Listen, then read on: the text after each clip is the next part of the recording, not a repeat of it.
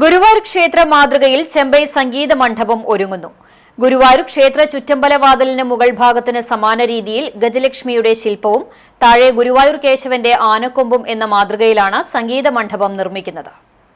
ഇരുവശങ്ങളിലുമായി ദ്വാരപാലകരുടെ ശില്പങ്ങളും വ്യാളി രൂപശില്പവുമുണ്ട്. ഇരുഭാഗത്തും 4 തൂണുകൾ ശില്പമാതൃകയിൽ ഒരുക്കിയിട്ടുണ്ട്. ദ്വാരപാലകർക്ക് മുൻവശത്തായി മൃഗവ്യാളി ശില്പം കൊത്തിയ കരിങ്കൽ സോപാനമാണ്. സംഗീതോത്സവത്തിന്റെ 50 വർഷം പ്രമാണിച്ച് 50 മൺചിരാതുകളും സ്ഥാപിക്കുന്നുണ്ട്.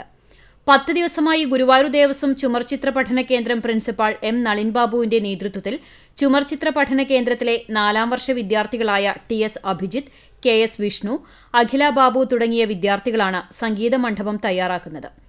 13 വർഷമായി ചെമ്പൈ സംഗീത മണ്ഡപത്തിന്റെ മരപ്പണികൾ ചെയ്യുന്നത് ചെമ്മണ്ണൂർ സ്വദേശിയായ ശിഖാമണി എന്ന സുഗുവാണ്. തെർമോകോൾ, ഫോറസ്റ്റ് ഷീറ്റ്, പ്ലൈവുഡ്, തുണി, പട്ടിക എന്നിവ ഉപയോഗിച്ചാണ് മണ്ഡപം നിർമ്മിച്ചിരിക്കുന്നത്.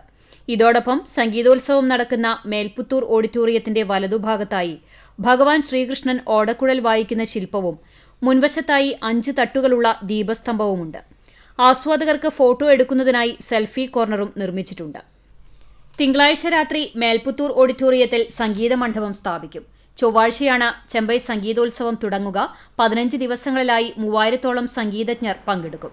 CCTV news, Guruvayur.